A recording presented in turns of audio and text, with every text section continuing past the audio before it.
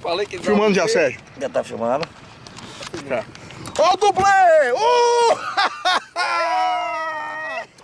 Ó o dublê! Dublê de dourado! É, Sérgio! Segura, peão! Pula! Pula, dourado! Peraí, vai cortar a linha. Pera lá. Cruzou a linha, Cruzou a linha. Puta merda. Peraí. Devagar. Devagar. Vamos trabalhar. Não era pra deixar cruzar.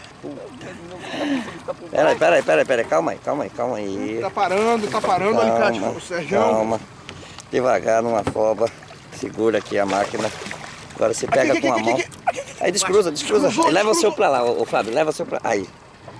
Isso, muito bom. Dourado, senhor Bitelo, hein? Muito bom. Aqui estamos numa terradinha aqui, pegamos 2 dourados nesse. Aí vou começar a fazer propaganda do amigo meu. Igor aqui pegando, pescando com uma vara. Aqui tá o Igor. Uma Shimano Igor e o Fábio. Fábio.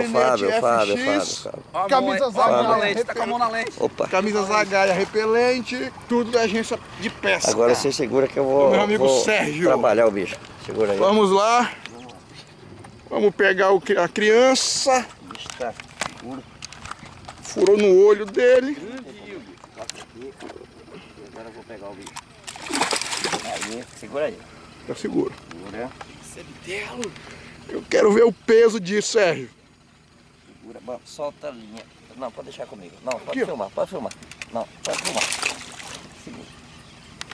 Aí, perto. Tá o bicho.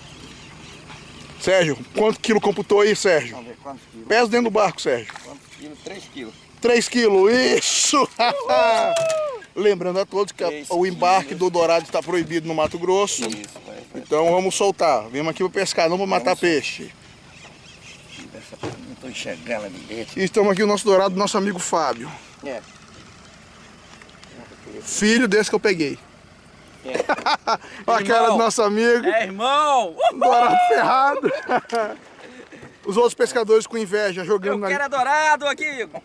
os pescadores jogando no lugar que a gente tava. Isso, agora você vai segurar aqui que eu vou trabalhar o outro. Aqui, Fábio, vamos filmando. Aí, Fábio, pode segurar aqui que eu vou... Fábio, daqui que eu vou trabalhar. Pode filmar agora. Pode pôr a vara. Bater a foto? Lógico, minha máquina tá aqui dentro.